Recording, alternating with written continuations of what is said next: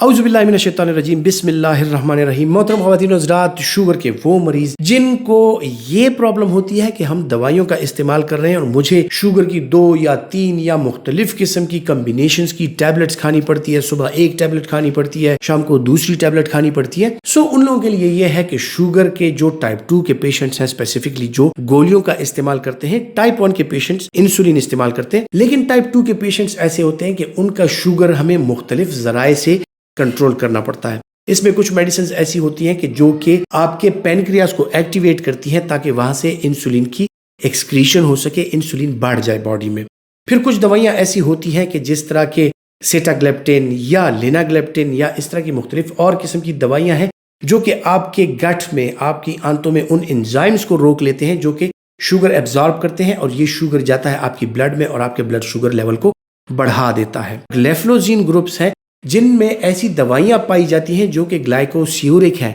यानी वो आपका जायद शुगर जो आपके ब्लड में है उसको आपके यूरिन के जरिए उसका अखराज करता है और आपका यूरिन जो है आपके जायद शुगर को आपकी बॉडी से वो यूरिन के जरिए निकल जाता है, यानी गुर्दे की रीएब्जॉर्प्शन की जो कैपेसिटी है शुगर की उसको उसका थ्रेशहोल्ड नीचे लेके आ जाता है और शुगर जो है जायद शुगर वो आपके गुर्दे के जरिए उसका अखराज हो जाता है। सो ये मुख्तलिफ किस्म की दवाइयां होती हैं और एक पेशेंट में बाज़ औक़ात हमें मुख्तलिफ किस्म के मैकेनिज्म्स का सहारा लेकर उनके शुगर को कंट्रोल करना पड़ता है। सिर्फ ये नहीं है कि आपने एक किस्म की गोली खा ली यानी सल्फोनाइल यूरिया खा ली, या बाज़ औक़ात जो है तो आपने मेटफॉर्मिन खा ली, या बाज़ औक़ात जो है तो ग्लेप्टिन्स वगैरह, या फिर जो DPP4 इनहिबिटर्स या जो ग्लेफ्लोजीन्स हैं उसका हमने जिक्र किया। ये आपको अलोन भी दी जा सकती है डिपेंडिंग कि आपका शुगर कितना है और किस तरह का कंट्रोल है और कौन सा मैकेनिज्म के थ्रू हम आपके शुगर को कंट्रोल करना चाह रहे हैं। और बहुत दफ़ा ऐसे होता है कि इन सब की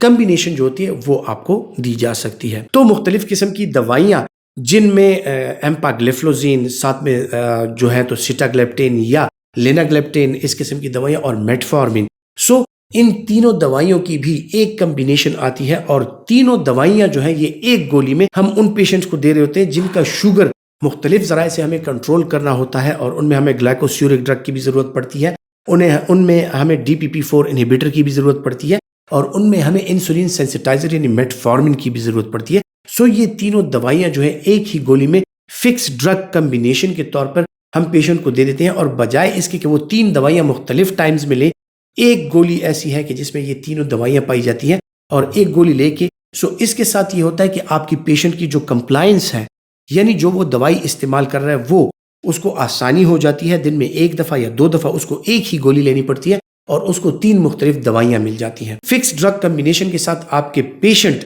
उनका एक साइकोलॉजिकल इम्पैक्ट उन पे पड़ता है कि मुझे 10 किस्म की गोलियां या बहुत ज्यादा गोलियां नहीं लेनी पड़ती और एक ही किस्म की मुझे गोली 1 या 2 दफा दिन में लेनी पड़ती है। और इसके साथ आपकी पेशेंट की जो कंप्लायंस है, यानी वो डॉक्टर के मशवरे के मुताबिक अपनी दवाइयों का इस्तेमाल सही तौर पे करता है, दवाइयों से बोर नहीं होता, दवाइयों से उसका जी नहीं उकताता और ऐसी सूरतों में वो एक पॉजिटिव उसका फ्रेम ऑफ माइंड बन जाता है और इसी पॉजिटिव फ्रेम ऑफ माइंड के साथ उसकी जो पेशेंट की जो साइकोलॉजी है वो टोटली बदल जाती है, उसका डिप्रेशन कम हो जाता है, उसका शुगर कंट्रोल बेहतर पे आ जाता है और पेशेंट समझता है कि मैं एक नॉर्मल लाइफ पे आ गया हूँ। इन फिक्स ड्रग कम्बिनेशंस के जो फवायद हैं वो बेशक आप अपने डॉक्टर के मशवरे के मुताबिक अगर आपको कम्बिनेशन की दवाइयाँ तजवीज़ की जाती हैं सो ये आपके लिए ज़रूर फ़ायदेमंद होती हैं और ये आपकी डिजीज़, आपकी बीमारी और आपके लाइफ जो है उसके मुख्तलिफ एस्पेक्ट पे इनका बहुत अच्छा असर पड़ता है। आपका शुगर कंट्रोल रहता है और इसी तरह ब्लड प्रेशर की मुख्तलिफ कम्बिनेशंस वाली दवाइयाँ जो होती हैं वो भी अवेलेबल है। सो फिक्स ड्रग कम्बिनेशन जो है इसमें पेशेंट्स के लिए आसानियाँ बहुत हैं, डॉक्टर्स के लिए पेशेंट का जो एक कॉन्फिडेंस लेवल है वो बढ़ाना और अपने आप पर उसका पेशेंट का एतमाद बहाल करना वो बड़ा आसान हो जाता है। मेडिसिन नॉलेज के हवाले से जो वीडियोस मैं आप तक पहुंचाता हूं, उम्मीद करता हूं कि ये आपके लिए फ़ायदेमंद साबित हो रही हैं और अगर आप समझते हैं कि आपके लिए फ़ायदेमंद है तो ये वीडियोस जो है ये अपने दोस्तों के साथ ज़रूर शेयर कीजिए ताकि उनको भी ये मालूमात हासिल हो। अपना बहुत सा ख्याल रखिएगा। अल्लाह हाफिज़।